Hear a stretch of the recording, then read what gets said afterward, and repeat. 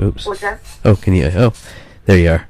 Yeah. Yeah, thanks for taking the time this evening to join us and share a little bit. And just want to give you first the opportunity to introduce yourself. And I just want to talk a little bit about the area that most of the people know as DuPont, but the first people here know it by a different name. And I wanted just to share a little bit about what's going on out there. And first, we'll let you introduce yourself. Well, thank you for inviting me to spend time with you today. Karen Capuder, my name is Karen Capuder. I'm Mohawk and French through my mother, and Irish and German through my father.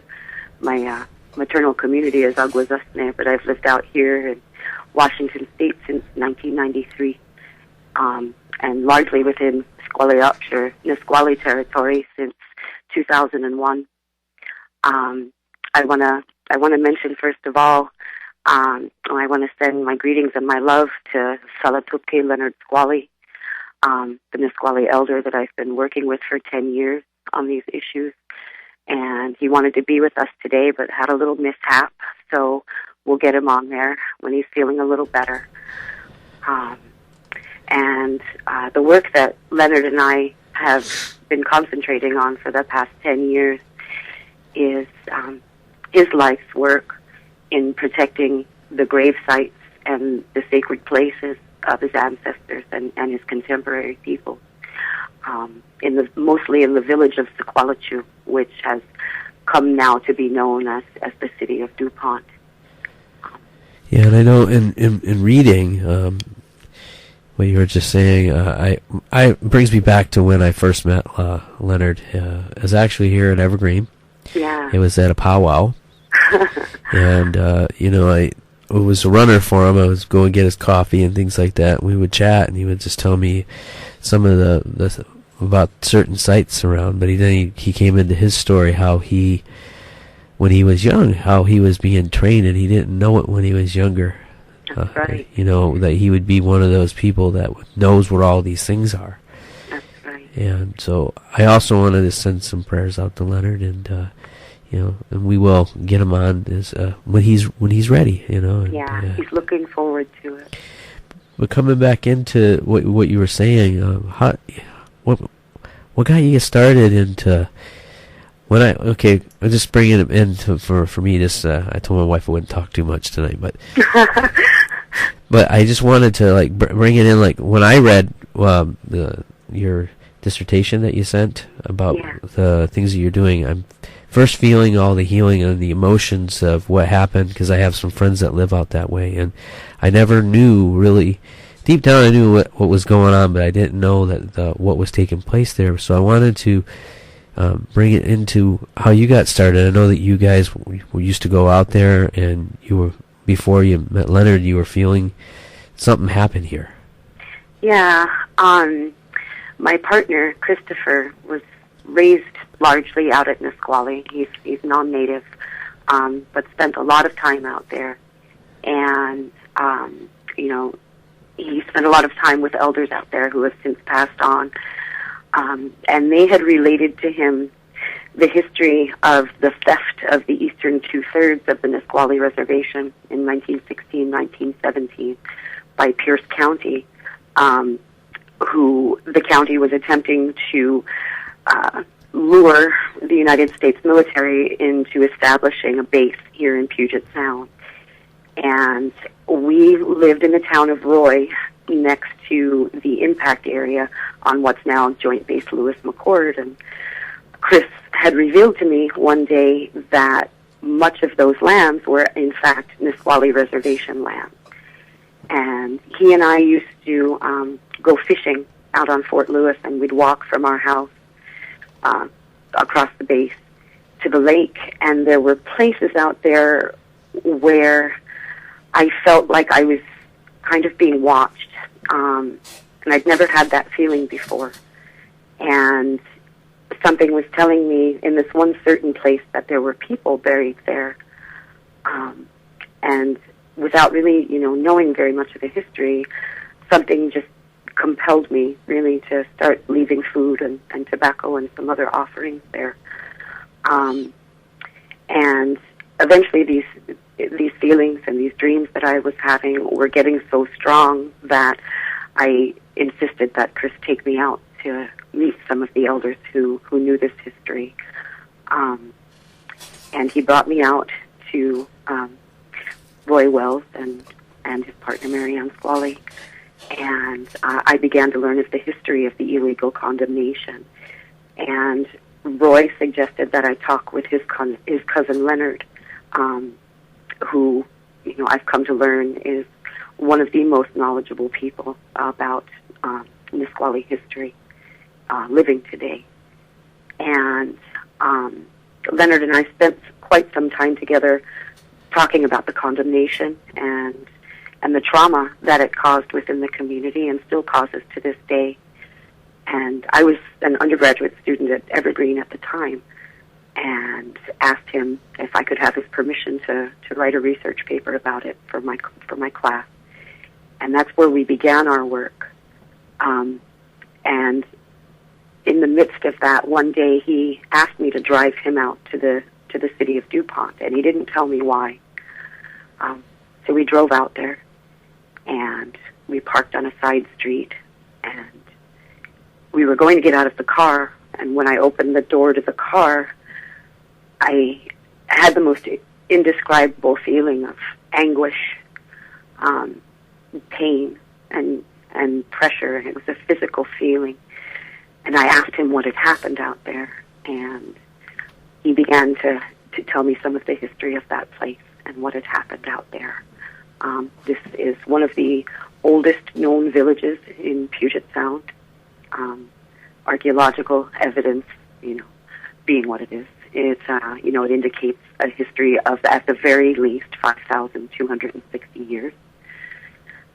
It was a major village site for the Squaliopsh people. It's nestled within kind of a prairie ecosystem, but it's also on the salt water, so it was very rich in the foods that sustained the people. And there are also places of great power and deep cultural significance out there as well. And when he took me out there that day, there was massive construction going on. And over the course of, we'll get to this.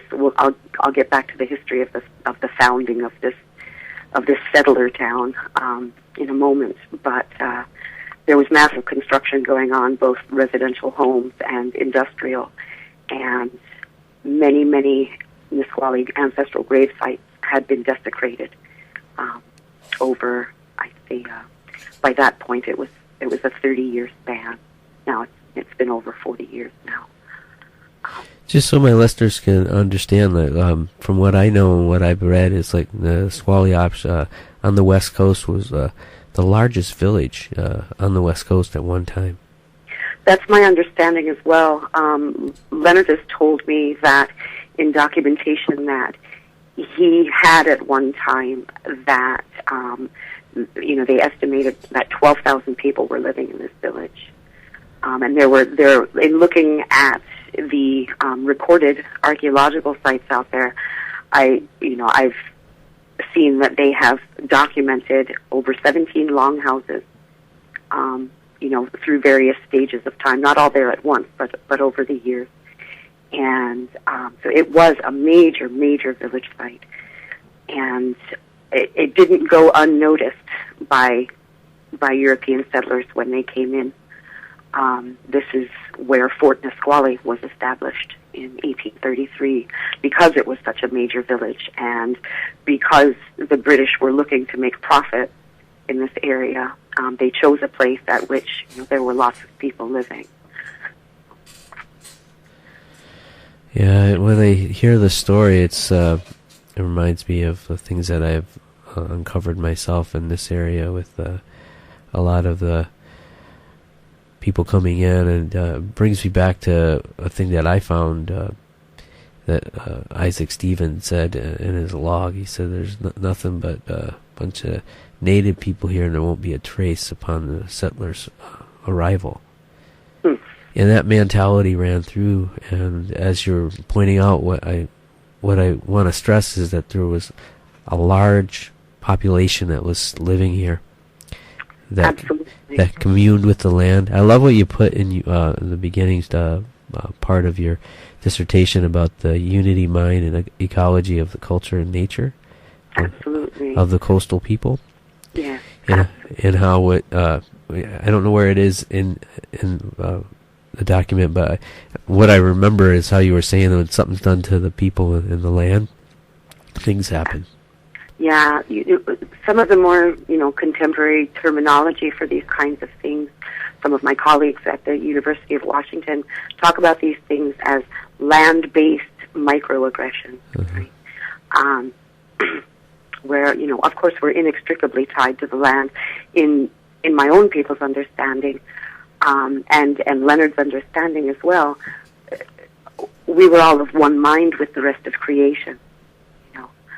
And these are family members. These aren't resources, things like that. And when the land is harmed, and when the beings that we share our living landscapes with are harmed, this can cause serious trauma, physical, spiritual, and emotional trauma for Indigenous people.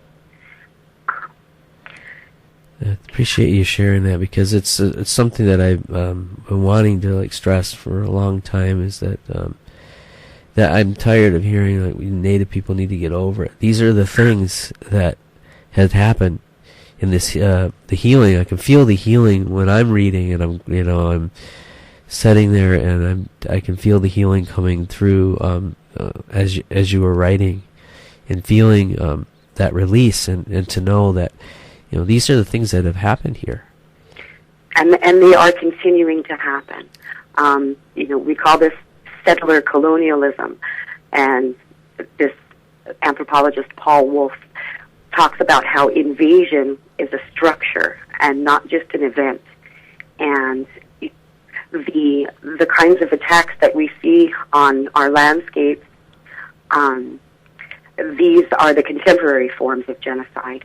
While there may not be, at this moment, overt killing, although, well, I mean overt in terms of weaponry killing of Indigenous peoples, the kinds of suffering and slow death that we still endure to this day, is very much a part of the same mechanism of colonialism. It hasn't gone away. Absolutely, and that's one of the things that continues to happen, because the land, is a part of the people, and as we continue to allow these type of genocidal approach to the land, it happens to the people. Absolutely, and I think for me, in beginning to understand the relationships of certain lineages to certain places, and teachings arising out of certain places, you begin to get a grasp on the level of disruption that has been brought to bear on communities here, because the land was so very tied in, and still is very tied in, to people's identity. Yes, assaults on the land are assaults on us. Yeah. And I just wanted to also say, just because myself being a visitor here in the land, and I appreciate being allowed to be here with the first people allowing myself to be here, and to share what we're sharing as we learn about what happened here. And I know sometimes that it's bringing stuff up in me. Mm. And I know that it's hard for us to bring these things out, because it comes with a great deal of pain. Somebody's family members, that whole town was annihilated. Right. And their descendants are all around it. And for a long time, when I moved to Olympia, I was like, well, where are the Native people? Right. And I realized, I started poking my nose around, like, they don't feel comfortable coming down in their own land. Right. Why is that? And then I find out, Isaac Stevens, and then a guy named Michael T. Simmons and Shaw, a guy named Shaw, and the words, and it started. There was a large village that's right here in front of Traditions that they used to come, and they gathered and they sang and they prayed, and so like I started to poke around, and I'm really grateful to hear this story. And I'm so humbled that for whatever reason, Leonard decided to share it with me, and for us to put it out in the public in such a way as to raise awareness and hopefully contribute to healing amongst his people and amongst all Indigenous peoples. These historical events, the time of Isaac Stevens and the time of these treaties is very recent compared to my own people's history. It's still very fresh, just a couple of generations back. And having that kind of humbling responsibility to walk as gently as I can through someone else's history. It's been very humbling, very humbling. Yeah. So I know we got a few more minutes. I just I'm excited when Leonard is ready to share that we'll all be together, and we'll put more of this out there. But just to bring it. I'm sorry, I'm stumbling. It's really big stuff. When you can I speak for a moment just to the more contemporary history of settler colonialism out there from the 1970s forward, just very briefly, so that people understand the multinational corporations and the government agencies that are involved in this. Absolutely. In 1906. The DuPont Corporation built a black powder factory atop part of the village of Sequalichu, and they manufactured high explosives there up until 1976.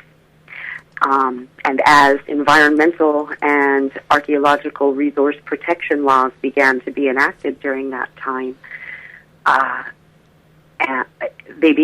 people were starting to become aware of the great depth of history, of Squamish history in that place. And my feeling is that, DuPont wasn't willing to accept that responsibility to care for this place. So they wound up selling 3,200 acres to the Weyerhaeuser Corporation. And initially, there had been a log export facility planned for that location. But global capitalism being what it is, when the bottom fell out of the timber market, they decided to build a planned residential community, mixed-use community there instead. And through the construction of homes and facilities, and also leasing and selling of lands to a tremendous gravel mining concern, there has been a lot of devastation unleashed on this landscape. And as you continue to read my dissertation, even their own settler documents indicate just how much collusion and flagrant illegal activity occurred out there, all in the name of profit. And of course, this happens in indigenous territories everywhere. But to actually find these very concrete sorts of evidence is rare. And so I kind of wanted one part of this work to kind of be a model for other indigenous peoples looking to how to uncover these things about these sorts of events that have occurred within their own territory. And, so Weyerhaeuser is still the majority property owner in the city of DuPont, and to this day continues to desecrate sites. And the Cal Portland gravel mining company, and they've changed names at least 17 times over the years, but they're getting ready to expand the gravel mines to triple it in size which would destroy the Sequalitou Creek watershed and the American Lake subbasin, because they want to drain an aquifer out there in order to get at the gravel and, incidentally, the gold that is in the gravel out there. That's another part of the story. And, that's why it's so long. No, it sounds like many places throughout Indian country. I mean, Black Hills had gold. Absolutely. So we're going to take it back. We're not even going to allow you to have a voice. And, I know that happened up in Akwesasne area. Absolutely. And it continues, like tar sands. What you just described, like, right. I mean, pick an area on the earth, and like they're attacking indigenous people everywhere. Right. And, much scientific and social scientific research points to, when you lose indigenous population in an area, you also begin to lose biodiversity because of these intimate interconnections between people and ecology. Right. We're all connected. Right, and the first people, or the original people, they understand that are walking with that traditional way, like that. We remember our responsibility. Yes. Every people had these responsibilities in the beginning, I've been told, and some people, lots of people, have forgotten their original instructions. Yeah. Oh, That's how I see it too, and that we have to come back in, but we have to heal. That's right. From the intergenerational trauma that has happened and continues to happen to this day. That's right. In Indian country, especially. Yeah. I know we're all being affected now because, America is slowly becoming the reservation. Absolutely. It's a really good point. I think people are starting to realize now that they're just as much pawns in this game of capital as we've ever been. Yeah, and I know for myself, I hear Uncle Billy all the time. The water is dead in all four directions, but we have the ability to take care of it. We have to work together to do it. We do, and I think it's important to understand that the breath of life is still here. These teachings are still here. We just need to relearn how to listen. Absolutely. And again, I appreciate you taking time tonight to share with us, and I want to do this again with Leonard and to share and give him the opportunity to voice his voice out there. Yeah, I really appreciate you taking the time, to have me on and to have Leonard on eventually, and also taking the time to read my work. I really appreciate that. Thank you. Oh, thank you. There's a huge healing in it for me, and I'm really, really super. I feel blessed and honored. So. Well, I've made sure that this work, as soon as they get through, approving it, it's going to be freely available to all people. Because I think it's one of my responsibilities as an Indigenous researcher to make sure that we have access to these things. So again, thank you so much. Thank you, Brian. All right, we'll talk soon. Keep in touch. I will. Thank you. Thanks. Have a good night. You too. All right. Yeah, this is Make No Bones About It. This is Raven Redbone, Brian Fresina. Many names. I think of Mr. Trudell when I think of that. He goes, "What me are you today?" The me and the many me's. And but I just appreciate Karen taking the time to share with us and a little bit about the history of what's happening over in that area, DuPont, and I'm tongue-tied because as I'm reading it, finding out what has happened there, and knowing that a huge genocide. I mean, it needs to come out, it needs to be healed, and I just thankful that Leonard and Karen are doing the work and putting it out there. Okay, so we got 5 to 5, and Kate Elliott's going to be calling in, and it might be her now. But we're going to play a quick song, and we'll be right back.